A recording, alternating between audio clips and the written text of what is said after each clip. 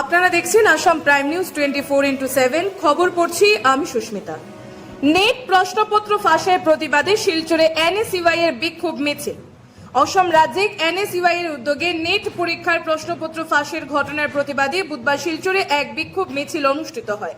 এদিন জেলা কংগ্রেস কার্যালয় থেকে মিছিলটি শুরু হয়ে ক্ষুদিরাম বসুর মূর্তির পাদদেশে গিয়ে সমাপ্ত হয়।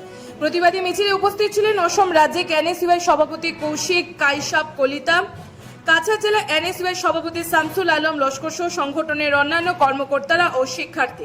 মিছিল চলাকালীন এনটিএ হায় হায়, শিক্ষামন্ত্রী হায় হায়, বিজেপি সরকার হায় হায় সহ বিভিন্ন স্লোগান উত্তাল হয়ে ওঠে শহর।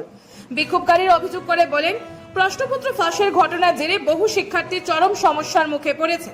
এবার পরীক্ষা দেওয়ার পর পুনরায় পরীক্ষায় বসতে বাধ্য করা হচ্ছে পরীক্ষার্থীদের। তারা দাবি করেন, এই ঘটনার জন্য সম্পূর্ণভাবে এনটিএ দায়ী এবং তাদের গাফিলতির কারণে এমন পরিস্থিতির সৃষ্টি হয়েছে। এছাড়াও আন্দোলনকারীরা দাবি তুলেন, এনটিএ কে নিষিদ্ধ করতে হবে এবং কেন্দ্রীয় শিক্ষামন্ত্রী ধর্মেন্দ্র প্রধানের পদত্যাগ নিশ্চিত করতে হবে। পুনরায় পরীক্ষায় অংশগ্রহণকারী শিক্ষার্থীদের জন্য বিনামূল্যে পরীক্ষার ব্যবস্থা করারও দাবি জানান তারা। বক্তব্যে নেতৃবৃন্দ আরো বলেন, এর আগেও বিভিন্ন পরীক্ষার প্রশ্নপত্র ফাঁসের ঘটনা সামনে এসেছে, যার পেছনে বড় ধরনের দুর্নীতির সম্ভাবনা রয়েছে। শিক্ষার্থীদের ভবিষ্যৎ রক্ষায় এনএসইউআই ও ছাত্র সমাজ রাজ্যের বিভিন্ন প্রান্তে প্রতিবাদ কর্মসূচি চালিয়ে যাবে বলেও জানানো হয়। Bureau report, Assam prime news 24x7। গম পাইছে ইতিমধ্যে যে প্ৰায় 22 লাখতকৈ ছাত্ৰ ছাত্ৰী নিট পৰীক্ষাত এটেণ্ড কৰি আজি তেওঁলোকে আকৌ ৰি এক্সাম দিবলৈ বাধ্য কৰোৱা হৈছে। কিয় বাধ্য কৰোৱা হৈছে? কাৰণ এখন এনটিএৰ ফেইলিয়ৰ হয়। এনটিএক কোনে কণ্টেক্টটো দিছিল? এখন বিজেপি চৰকাৰে দিছিল, ধৰ্মেন্দ্ৰ প্ৰধান ডাঙৰীয়াই দিছিল। তেওঁ আজিৰ ডেটত ক'ত 4জনকৈ ল'ৰা ছোৱালী ছুইচাইড কৰিলে, ছাত্ৰ ছাত্ৰী আজিৰ ডেটত 4জনকৈ ছুইচাইড কৰিলে আৰু তেওঁ এতিয়াও চুপচাপ বহি আছে। আৰু সেই সময়ত যদি আমি চাব যাওঁ তেতিয়া আমি কি দেখোঁ আজি যে আমাৰ নৰেন্দ্ৰ মোদী ডাঙৰীয়া ইটালীত গৈ তেওঁ মেলোডি চকলেট বিতৰণ কৰি আছে, তেওঁ মেলোডি চকলেট গিফ্ট কৰিছে। আৰু এইটো সঁচাকৈ আজিৰ দিনত লাজ লগা ঘটনা। আমি তেওঁক এটা কুৱেশ্যন কৰিব বিচাৰোঁ যে এইটো ছুইচাইড নহয়, এইটো মাৰ্ডাৰ হয় নেকি? ক'ৰবাত 4জন ছাত্ৰ ছাত্ৰী যে আজি ছুইচাইড কৰিলে সেইটো মাৰ্ডাৰ হয় নেকি? কাৰণ তেওঁতো এতিয়া চকলেট বিলাই আছে। তেওঁ আমাক বাকী ৰাইজক কি কৈছে? তেওঁ বাৰে বাৰে কৈছে যে ফৰেইন ট্ৰিপ যাব নালাগে, ক'তো ঘূৰিব যাব নালাগে।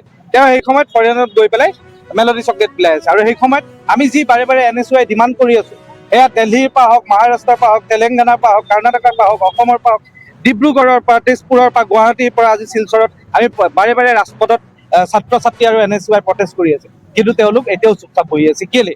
আমাৰ প্ৰশ্ন যে তেওঁলোকে ক'ৰবাত এই পেপাৰ লিকৰ ঘটনাৰ লগত তেওঁলোক জড়িত নেকি? বা ছিষ্টেমত কোনোবা ডাঙৰ মানুহৰ হাত আছে নেকি? কিয় তেওঁলোকক ধৰা পেলোৱা নহয়? আৰু যিজনকো ধৰা পেলোৱা হয় আমি দেখিব পাওঁ 2-3 বছৰ পিছত আকৌ এবাৰ পেপাৰ লিক হ'ব হয় আৰু সেই তাৰে এজন দুজন ব্যক্তি আকৌ তাতে ইনভলভ। আপুনি চাব যায় যদি এবাৰ 4 নম্বৰ ঘটনা এই 10 বছৰ চৰকাৰৰ ভিতৰত, 10 বছৰৰ বিজেপি গভৰ্ণমেণ্টৰ ভিতৰত আপুনি চাব যায় যদি 2017 এবাৰ পেপাৰ লিক, 2017, 2019 আকৌ এবাৰ পেপাৰ লিক, এবাৰ 2024 আকৌ এবাৰ 2026 পেপাৰ লিক।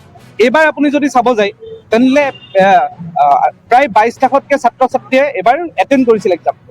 আৰু সেই সময়ত তেওঁলোকে কৰোৰ ইনভেষ্টমেণ্ট কৰে এই এক্সামটো পাতাৰ নামত। তেনেহ'লে তাত ছিকিউৰিটি লেপছ কেলে হয়?